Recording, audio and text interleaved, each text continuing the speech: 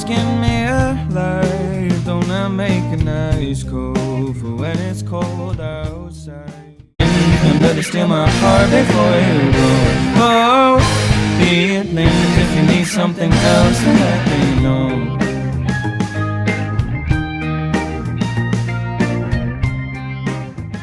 So, Philip and France, thanks so much for joining us today. This is going to be our 6th episode of our isolation interview series, and we just want to basically talk to you about, how you're coping as up and coming band in isolation, and also your single Faux Feelings. So, I just want to give us an insight really into who you are, what you do, and tell us your names and what you play and stuff. Great. So yeah, I'm Nino. I'm the lead guitarist. The band started with Aidan and I 2.5 years ago. And then we slowly gained Matthew, the drummer, as I went to tech, and then we gained a bass player, which we've then lost at the moment. But yeah, so we're a relatively new band. 2.5 years isn't that long when compared to some others. Yeah, But, it doesn't feel that long. It's weird. Yeah, you're right. It doesn't. But yeah, throughout then we've just been gigging around the area, gigging around Northern Ireland. We've done a couple outside. We've done Letterkenny once or twice. We had Dublin date booked actually for the tour, but it was since cancelled. Yeah. Yeah, it's been a good time. Hopefully, plenty more to come. Hopefully, eventually. So, how did you guys come up with the band name, Philip and France, and does it have any special meaning to you guys? Yeah, so I don't want to take over again, but yeah, the name comes from basically when I mentioned to my dad about sacking our family business and pursuing music career. He obviously was like, okay. So he told me that it's obviously you have to work very hard and it's risky, and I was like, yeah. And then he came around eventually and he said, okay, I'll support you as long as when you're rich and famous you buy me a villa in France. So I thought it was a good reminder.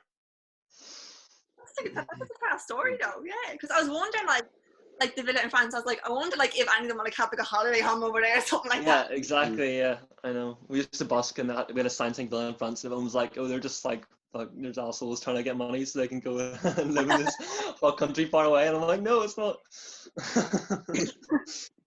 It's a good name. Although if you do say it too fast, people will be like, what? Villain France? Yeah.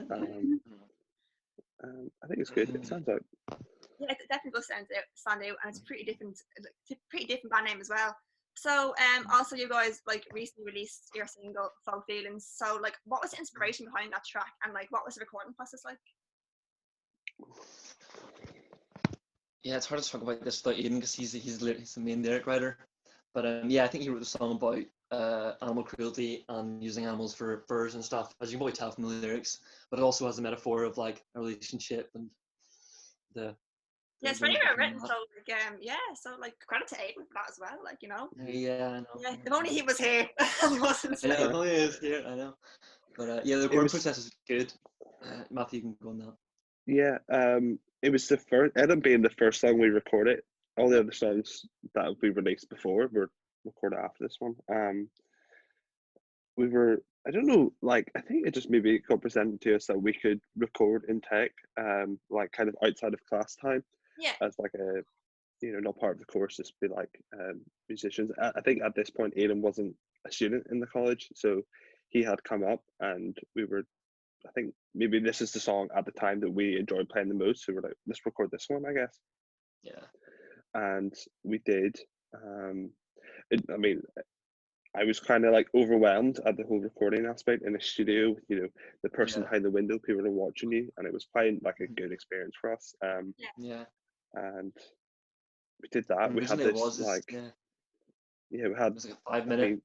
We just we did it how we did it live, and it was about 5 minutes long, and we had it was really heavy, cut it down to create you were adding loads of guitar layers and stuff, and then we'd cut it down to the 3 minute kind of single length, and then we were like, okay, this is good. We did a song. Yeah, we just kind of stored it away. Let's not release it though. This for some reason we were like, no, 1990 is actually the perfect one to come first. So yeah, it took a long time for us to come back around to this one and release it. So we eventually came to do 1990. We done that first, and then done the tour for that, and Flowers, done gigs for that, and then Manor Bridge. And then we could do gigs for that. I Yeah. love 1990 and like Flowers as well, and Man in the Bridge Thank you. too. So they're also class. Mhm. So obviously, like, you know, you guys are from up north, and what are your thoughts on the music scene up there in Northern Ireland, and how do you think, like, how do you feel like it differs to, you know, music scene down south here in Dublin? Well, that's a good question. Well, I can at least say for Derry. Yeah, Yeah, yeah, like, we do. Um, yeah, whenever like what part of Northern Ireland you're from, yeah, you can talk on that behalf. Yeah. North Coast is kind of limited to its music scene. Yeah, There's been a few Mm. bands. We have Sad Tomorrow, which is another local band, and Sleeping Outside, and Little Arcadia, which has since died. yeah, But and like Brand New yeah, we Friend, kind like of come from here. yeah, yeah. No, I love Taylor. Bands, you know. I'm good friends with Um, him, so Mhm. yeah. So yeah, North Coast is quite limited. So we knew after doing like loads of gigs in the one music venue we can do them in here, Yeah, we have ventured up to Derry and Belfast and explored those new scenes which are vibrant as fuck, and they're all really good. Some really good bands and all of them. yeah, so, I think Derry is such like a connected place for like music. Exactly. Yeah. It's really cool how like we just kind of like got dropped into it just because we went there for tech, and then we were like kind of like a part of it, like almost like without knowing. yeah, Just only because like a majority of the bands, like they're all just people we know in tech, and just like in classes, they either they've like maybe studied at the uni or like went to tech at some point, yeah, and everyone knows each other, and it's just like yeah, kind of like a family, you Yeah, know. it's really friendly. Yeah. The genre is like all the genres are like really diverse, but like you would have gigs on with like you might have like a rock band playing, and then like a really chill indie like smooth playing, and then you have like a like rap and hip hop come on all in the same night, and Yeah. it's really quite cool. Mhm. It's like even like when I'm like up in Belfast or like up north, like for a gig, I notice that like all the acts are quite small. Like they all seem to be very close knit up there, like, and support each other. Like, you know, like the likes of Brand New Friend will have like, you know, bands like Sad Tomorrow supporting them, and like Charlie Hanlon as well. Like he's pretty class too. Exactly. Yeah. Mhm. So like they all seem to really support each other up there. So it's really nice to see that, you know. Mhm. Yeah. No, it's great to And see. yeah, so can you guys remember the first? Well, this might be a question aimed at Aidan, but like you can try and answer it if you can. So can you remember the first song you wrote, and what was it about? Okay, yeah, I think I can do this one. It was the first song that we wrote that we knew was like the one that we were gonna release, because we like when Aidan and I started, it was just acoustic guitar, me, and then he just sung. Yeah, So we were just like kind of messing about, busking and doing coffee shop gigs. And then the one that he showed me, and I was like, okay, yeah, that's the one. It was 1990, and he wrote it about his parents because they met in 1990, and yeah, just their story as they grew up. And yeah, played on acoustic for ages and slowly constructed it. Then we got the band together and made a full song. So yeah, we've had that song for so long, and I hate playing it now. I'm so sick of it. But yeah, no, It's we changed. recorded I it remember finally. it Yeah. was one of the Mhm. first ones that's maybe that, or like I don't know, maybe Buzzkill even was like the first ones that you had shown me when I joined the band, Yeah. and it was definitely slower. Yeah, I you're feel right. like, yeah, it was Set definitely a up by slower song. 100 BPM. Yeah, and that was a cool one to do.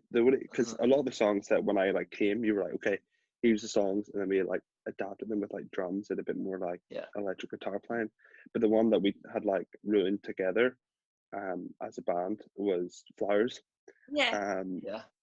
which we were kind of like we want a song to like do these things with like stuff like nice and slow, like soft start, and then like big crazy, towards the end, and um it was good. It was like a really fun, like one of my like more fonder memories of like writing songs with bands. It wasn't as much of like screaming at each other and like telling people to do Yeah. this and that. It was actually like Uh, quite natural and quite cool to do. mhm. that's cool. Mhm. Yeah. So like, how would you guys describe your sound, and who are your biggest influences? Oh, that's a hard one. We all have very different influences, I think. Yeah, I think describe our sound as like a broad term of indie rock, indie pop. Yeah, Um, for sure. yeah, alternative rock, even the newer stuff. But my influences would range from again they change as they go on. Like our new stuff is more geared towards different influences, but for our original stuff, our singles we have released at the moment, I'd say the influences then would be like Catfish and the Bottlemen, all great Billie band. Eilish, John Fender. Um, Aidan would be the same. He was really into Billie Eilish and all the kind of poppy artists, because I think his songwriting is quite, it's got pop surrounded Yeah, it and the exactly. Yeah, progression and stuff. and then Gillen and I come in with these rock influences and make them all heavy, and Mhm. it's like, Yeah. yeah, especially Yeah. Gillen hated more heavier influences, I think. Yeah, I think like my influences just as like a musician would be more like heavier rock stuff. I mean, the first songs I was playing on drums was like Nirvana and Foo Fighters. As I'm sure a lot of people were doing, Yeah. and I think I kind of like, I don't know, I've gone through the crazy metal phase. Well, I've gone through it, I'm still in it, and like I Yeah. still listen to metal and hardcore and like crazy fast loud drum stuff. But when we come like together as a band, I think a lot of the like stuff I try to listen to like influence me is like just local music, just any kind of local music, Yeah. whether it's Yeah. harder rock stuff or just like nice chill acoustic guitar stuff. If it's like it kind of like resonates a bit more, like we should be doing something like that. That's a good record, and Yeah. it just comes out in a song. Class. So, what is your like fondest musical memory for you guys? And if you could invite 5 musicians dead or alive to dinner, who would they be? Oh, class. Okay, honest memory. Gil, you go first. I have to think about this. Goodness. Okay, like so, like favorite gig Yeah. we've played. Yeah, something Okay. like that. Yeah. Oh, well, like the favorite is always like our Atlantic shows in Portrush because it's like all our friends are there because it's where we're from. Yeah. But like the coolest one, like I think when we did, we played in the Guildhall in Derry, Oh, class. and it's kind of like if you've ever been inside it, it's in like a big like church place. There's a big organ like where the stage is. Yeah. And in the middle, because this was on Halloween night last year, in the middle they had this massive like moon, and it was crazy lit up, and there was a bunch of dancers and everything, and that was like class. I would love to like do that again, just because it was like visually so cool, on a big stage, and like for people to be there. 5 people. I would want like who do I want to like who do we want to like tour with? Can we get like a band there that we want to tour with and we get like a pressing? Oh. Yeah. I keep thinking about it. I'll think about it as well. But favorite music memory. I think the whole 1998 tour after release, because that was our first tour after our first single, Yeah. and we went everywhere, and that was just so overwhelming every night. And like we had tech, we had to wake up at 6 a.m. and go to tech, and then go straight to a gig, and it was stressful as all hell. But I think in specific the Bangor gig we did, because we had our friend doing a documentary with us, so she was following us the whole tour filming. Yeah, so we went to this Bangor gig, and we arrived horribly late because there were some problems with cars and stuff like that. So we arrived, and then we realized that we had no microphones, and we plugged everything in, and we blew the power for the bar, and then so we had to go run around every bar. Our bass player was in hospital. What? Bass player in hospital, right? Yeah, Bass player was in hospital. Something happened to him just before. Yeah, so like an abscess in his throat or something. Could have come. Yeah. So we had no bass player and no microphones, and the power blew, and then eventually the gig started. Yeah, so eventually the gig started, and all the acts went on, and there's a really good crowd. Like there's places packed, and we were like, what's going on? This Bangor must have a good scene. Yeah. And then just before we went on, everyone left. Like, every person left, except for like all our mates. People we had like invited. Yeah, so just like all our mates there, and we just went mad. Cause we didn't have bass player either, so we were just going crazy. We played like Folsom Prison Blues and like Feeling Good, just like random covers, just because we were like, fuck it. And I was all sweaty and gross. But yeah, that was a good memory, even though it wasn't the best gig. And yeah, 5 people dead or alive. I'd have Matt Healy. Oh, nice. Yeah. Yeah. Okay. Maybe him and his dad actually, just both of them. But he's a musician. His dad's definitely a musician. Dave Grohl, because he's just the best person to have, I think. Yeah. And then Sharon. I'd have Sharon there. Sharon, yeah, the band. Yeah, they're for sure. Yeah. I think that's 6 people I chose, but it's fine. You'll allow it. Yeah. Okay.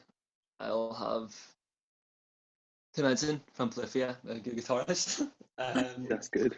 You have to say dead or alive, so I have to choose someone dead. I have to choose, just, of course, like if I had a chance to do that. Prince, Kurt Cobain, and just go with a weird one.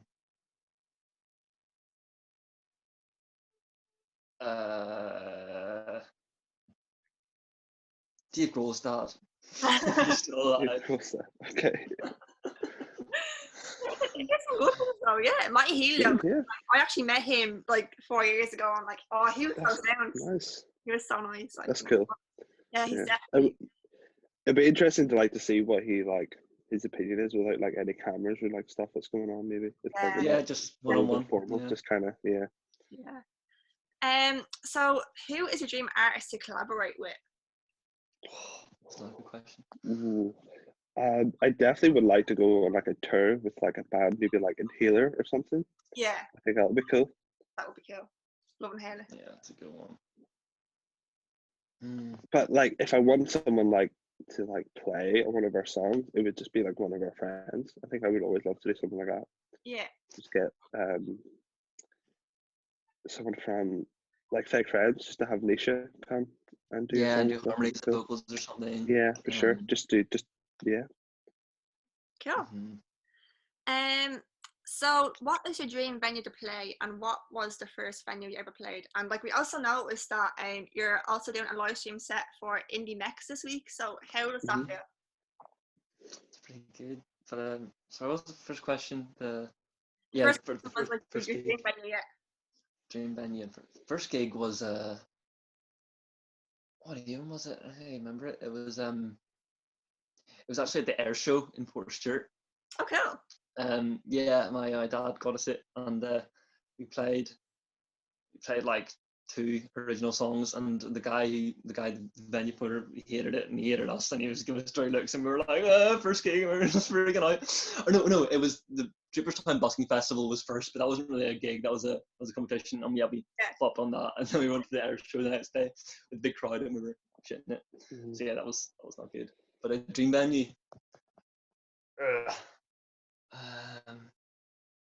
Mandela. Yeah. Yeah, RP. Yeah, that would be good. That's pretty sick. I think if I could play anywhere, it would be somewhere just like a big festival tent Yeah. somewhere, and like Coachella or something. Just Yeah. something crazy. Just something like far out with like Or somewhere in like insane Tokyo. crowd, like thousands of people. Yeah. Oh Yeah, god. Yeah. so like a bar in Tokyo somewhere, just cause Mhm. just as far away as possible. So you guys were due to like have a tour back in March, and like, which was unfortunately like, you know, cancelled due to the current pandemic. So how has that affected you guys? Yeah, Oh, it ooh, sucks. big bummer. It It's a sucks. big It really bummer. sucks. Yeah, imagine. Yeah, We kind of like slowly like saw it happening with like, it wasn't just like one day, it was like all the shows were gone. It was like one Yeah. by one, and we were like hoping out that maybe Dublin was going to be the one that we could play. Oh, And yeah. then even that was like day before, because we had the text of the promoter who had organized it. They were like, nope, we're signed, we're all good, we're sweet. And then like day before, it's like, nah, that's it. yeah. Actually, never mind. Yeah, Uh, I know. Yeah, it really sucks. We had a lot of stuff planned, but thank God to all the people that like really supported us over it. I think a lot of people understood that the main promotion tool for the single was the tour. That was the thing we are going to post about, and be like, yes, this gig was good, listen to the song. But no, the single got good streams anyway, so we're very grateful for everyone who listened and For sure. supported. Despite. mhm. Definitely, yeah. And, like, it seems to be doing well. Yeah. It was great anyway, so I love it. So yeah. Thank you. And hopefully I can catch these at a Dublin show sometime in the future once gigs resume, you know. For 100%. sure. If Ireland clears up a bit like quicker than the north, I think we'll come and try come back. If Yeah, that's it's a good allowed. idea. Hopefully, don't bring it down there. Have to be Yeah. come in hazmat suits and play a gig down there. Our cases were like over 1,000 there like a few weeks ago, and now they're like down to like 300. So like our lockdown here is working, but like I'm afraid like once like December comes and restrictions lift, probably the cases will like, you know, rocket again, like, you know. Yeah. Yeah, It might just be a it's bit very cycle. unpredictable. Can't be going in and out of lockdowns either, but sure, look, we'll see what happens, you know. Yeah. So how have you guys been adapting to the current pandemic situation as a new and upcoming band releasing music in times where you can't play it live? Yeah, I think it takes a lot more motivation, especially like our main motivator was gigs. We were forced to practice, so we don't look like idiots on stage and not knowing our songs. So yeah, it's hard to like push ourselves and adapt to what's going on. Like, we've done live streams for the single, and especially it's like stuff to post about, stuff to like get people excited when there's nothing really to be excited about. It's because hard to people find aren't going and content, seeing yeah. music. Yeah, content is definitely hard to do. But yeah, I think just staying positive, writing songs. Yeah, it pushed us to like just do our new stuff because we had nothing to do. So yeah, I think that was quite cool. Yeah, just sit and use the time, like just Yeah. just to do your own thing. We don't have to worry about gigs coming up. We Yeah, just have to. people seem to be Yeah. use this time to like really get creative and like to release their best work yet, maybe, like, you know. So Exactly, yeah. getting like really creative with adapting in different ways and like doing live streams as well, and like getting creative with like promoting their songs and stuff. So it is good, you know. Yeah. So what was the first record you guys ever bought? Oof. I remember. You go first. Yeah, the first I got a CD. I think I'd asked my mum to get me some CDs. I think she was in London or something. I was like, "Do you want anything back?" And I was like, "I want Appetite for Destruction by Guns N' Roses." And I think it was just, I don't know why. You're just like rock music. Yeah. Yeah, it's just like rock music, yeah. yes. But the first one I bought myself was I got a different Guns N' Roses CD from HMV, and it was like 2-for-1 deal. And I was like, well, I don't know other music. I don't know like anyone else. But I had seen Kings of Leon's Only by the Night, and I was like, oh, I think I've at least heard this band's name on the radio. So I got that, and that record's class. I mean, I still listen to that. I really like that the one. first one. Yeah, I actually I went to the town with mum to get one album that I was so excited for, which is it's just so lame. It's Coldplay's, I think it's Moilo Explodo. Yes. Yeah, It's so good. bad. And I was getting a passport photo taken, and then I told your man I was gonna get this album, and he was like, "Oh, I have a CD copy right here, so just give me a blank CD with it on." And I was like, "Oh, it's kind of I want the cover and stuff." But the first one I actually bought with my own money was Black Parade, which is is impeccable. I started listening the other night actually. I think mine was like, I remember like for my birthday I was like really young, like I got like the Bob the Builder soundtrack for like my birthday. Yes. And then like I didn't get my own money, like I got like one of those like pop princess albums, or like the Now That's What I Call Music or something like that. Yeah, Kids Pop or something. It wasn't a great choice, like. But yeah, if you guys could change anything about the music industry, what would it be? And do you feel like there needs to be more support provided by the government for artists, especially like, you know, like, and especially with the current pandemic? And what has been the biggest challenge that you guys face musically? Probably the pandemic. Well, I think the biggest change should obviously be diversity, especially here. It's it's hard to get like young and up and coming musicians coming up who are like female or different genders coming up when there's no one to look up to that are their gender or their race. So like it's kind of like a loop which never really gets fixed. But I feel like more support should be coming out, like I don't know, there's a lot of Derry and stuff. There's definitely encouraging more, you know, females or just anyone just like to join the music,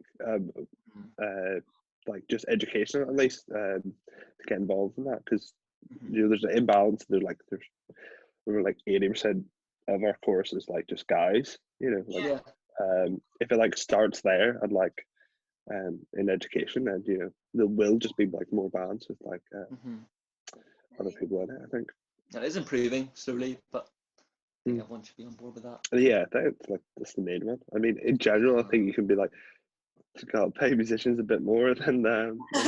It would be good. Just, I mean, we've done plenty of free gigs and stuff, you know, just because we're like desperate to like play our music to people. I think it's like at this point now in our like band's career, we would be like, maybe we shouldn't do it for free. Yeah. Depending, I think we still would actually, if we were like, if you would have come, you know, to some crazy place down south or like over the water, we'd be like, yeah, okay, we'll do it for free. Yeah, it's cool.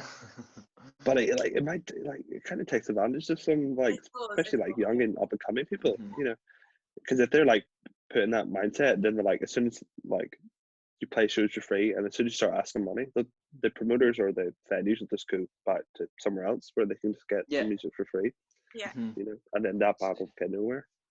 Definitely, yeah. Have you guys been to any concerts in the last year when they were a thing, and have any of them inspired you anyway?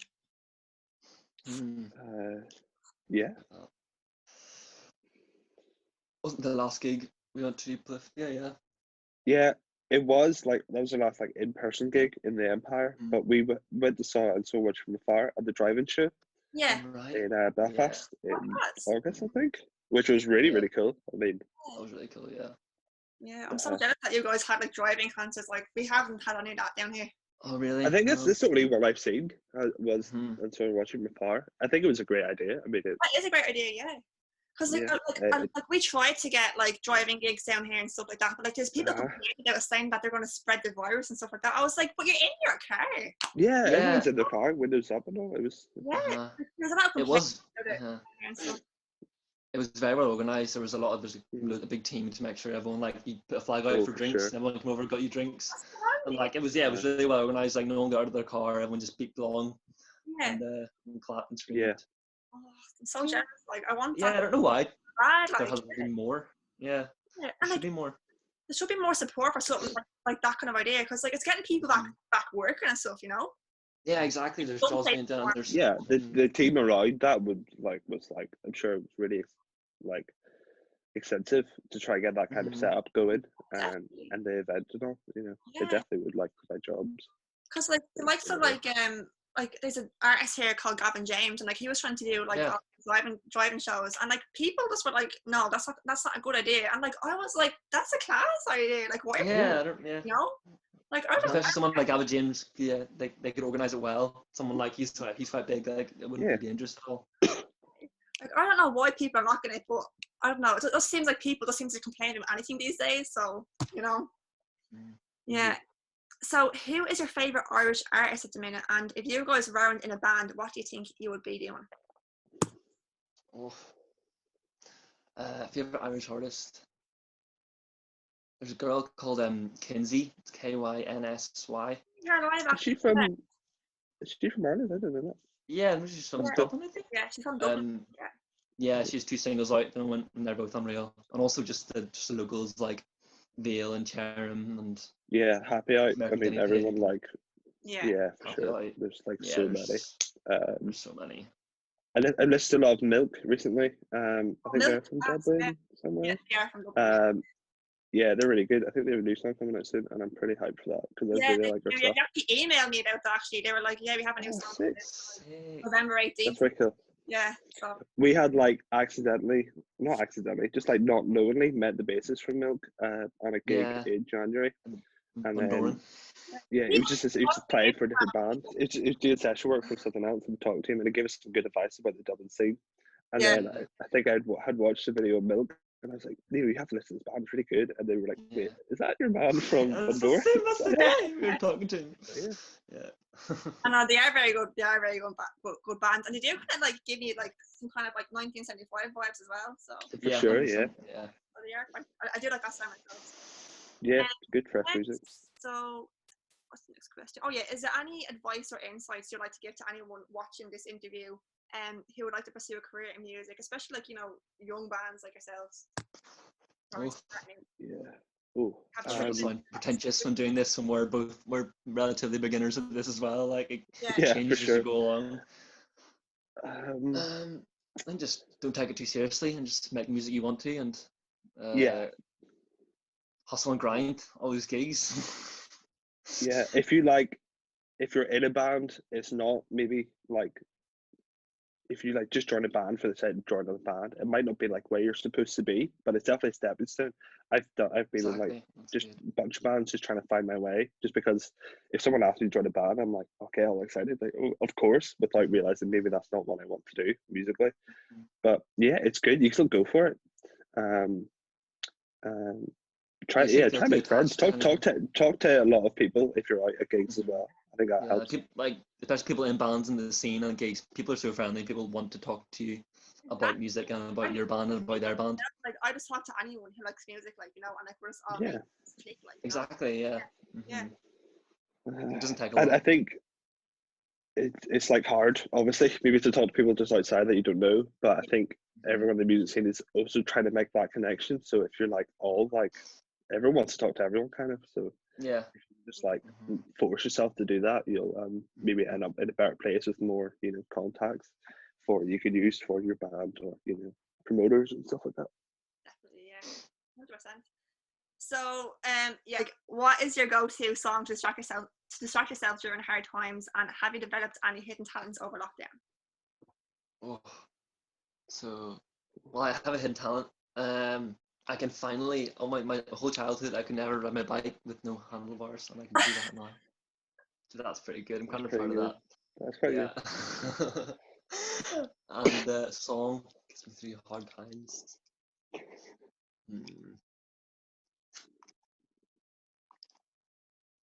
Yeah, it's just really depressing shit. Like Jessie Abrams' most recent EP is really sad. It makes me upset. But yeah, you know when you're sad, you want to listen to sad songs. Yeah. Like, I never like I'm sad and listen to a happy song and be happy. I'm just like pissed off by it. So yeah, when I'm sad, I listen to sad music, make me more sad. It should be that EP. It's called, I forget what it's called now. It's not, you know what I mean? It's called Minor? I think so. I don't know. Yeah. Yeah, Minor EP. Will be. I think. Well, yeah. If like songs or like albums that I listen to when I'm sad, over lockdown was just any of the Japanese House, and then Half Noise. I listened to a lot of that when I was just like in bed, nothing to do, like just like sitting here like trying to figure out what to do with my day. But after I kind of like I had like a bit of a bummer period, but I kind of go over that and like was outside more during the summer, Yeah. just exploring. And I listened to an EP called The Sesh by a band called Signatality, which really like put me in a good mood. That definitely put your moods good. up, yeah. Oh, for sure, yeah. I don't think I have any. I mean, I don't think like watching YouTube videos is a hidden talent, so I don't really think I have. I think he's like figured out Zoom, and he's like on his way now. Oh, he's finally figured out, has he? Fingers crossed. He has the new like. He is there. Now. Yeah. Perfect. See. What house now? I'm trying to figure out Zoom. I don't know how to use this thing. There you are. Hi. Hey. Hi. Sorry I'm late. You're grand. Don't be worrying. But basically, like, you only have like 3 questions left. But the other lads answered basically pretty much on your behalf. So, yeah. I think we did a good job. They did. So, yeah. I'll be the judge of that. Yeah, so basically, like, we just got cut off. We were saying, yeah. So, what is your go-to song to distract yourself during a hard time? And have you developed any hidden talents over the course of lockdown? Oh yeah. Jessie's back. Hey, Jessie. Jesse's back. Okay, yeah. Aidan, you have the floor. Okay, sorry, what's the question here? Yeah, I'll ask it again now. Yeah, so basically, like, what is your go-to song to distract yourself during hard times? And have you developed any hidden talents over the course of lockdown? I don't know if I've developed any talents more than just tried to get better at my own talents, like songwriting and stuff. I've been writing a lot more, but I don't know what song. The Sunflower Volume 6 by Harry Styles is a really good one. Oh, nice one, yeah. I'll go for that, yeah. Yeah, that's the class. Yeah. That song, yeah. I love Harry Styles. It's like his song Golden is just like amazing. It is, and the video's really cool too. Oh, so class, yeah. So what is your oh yeah, we asked that one already. So yeah, what does the future have in store for Villa in France, and is there any specific goals you'd like to achieve? Gigs again. Gigs, big tour in a big fancy tour bus. See, these boys are more like, have always been much more like centered on like the performance aspect, and I've always been more centered around the like creation of like a project. So that's what I'm more interested in the future, like finishing our project and like making something perfect. Yeah. This is perfect as we can get. I think having like something physical, like our music, whether it's even if it's just single, or like an EP or eventually an album, as like a physical copy of music, would be really, really cool. I think that's like definitely a goal of mine, to have something physical I can hold. Yeah, a Villa in France vinyl would be so cool. Oh god, I mean that's like I would so buy that, like. We'll send you one. We'll send you one for free. Yeah, no. Yeah, for sure. We'll be if I know we'll send you one. I'll hold it back. And so like that is pretty much it. I'm so sorry, Aidan, that you came in. It's okay. my fault. But like, is there anything else that you guys would like to add? Like, where can we find you on social media and stuff, and all that stuff? Yeah, it's all at Villa and Fronts on everything, I think. Hopefully new music out soon. Hopefully gigs at some point in the future at all. We have the live stream thing for Indie Mix, and it is on Saturday. 5th to the 7th of November. What time is that? So we were asked to participate in this virtual festival by this Mexican music company, and we just like, Mexico sounds class. Yeah. So so a couple of our new songs will actually be premiering there, live versions. So yeah, I think it might be like end up being like kind of early morning in our time, maybe. When it's streaming. Yeah, you're right. Yes. Just because of the time difference. But like if like people like kind of, if they want to, they're dedicated enough, they'll see those like new songs with the video stuff. And those like, I mean, this is the best song I think we've done so far in our like performing. So they're quite cool. Hopefully everyone else thinks so too. Yeah. cool. Especially our Mexican fans. I think Mexico stays like high up on our thing. Yeah, in terms of like after like Ireland and the UK, it's like Mexico City, I think, is on our Spotify. And United States is up there. Yeah. US definitely, yeah. Mm-hmm. Yeah, so I have to catch that live stream actually and catch all the new songs and stuff. Yeah. There's 2 new songs, Green Machine and Burned Out. Oh, I must give it. I must tune in and get like a good listen to that one. Yeah. Yeah. So that is really it, guys. Yeah. Thank you very much. Thank you, Kate. Thanks for coming on, and like it was great to like virtually meet up with you as well, and like to have a chat. Yeah. That was class. To do something music themed recently. So yeah. I have been so bored at home, and like there's absolutely like the fact that Dublin's in lockdown, like there's just nothing to do around here. Like, I haven't seen my friends in like since like July or August. Like it's been ridiculous. Oh Jesus. Yeah. So it's rough. Yeah. Well, hopefully next time we see each other, it'll be at a gig.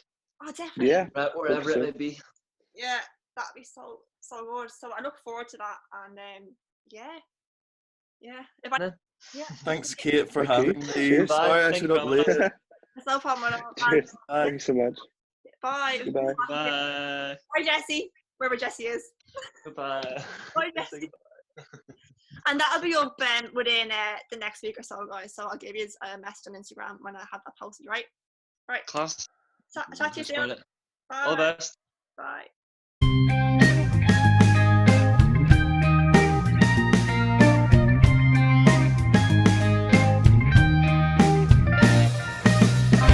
Cut me open, skin me alive. Don't I make a nice coat for when it's cold outside?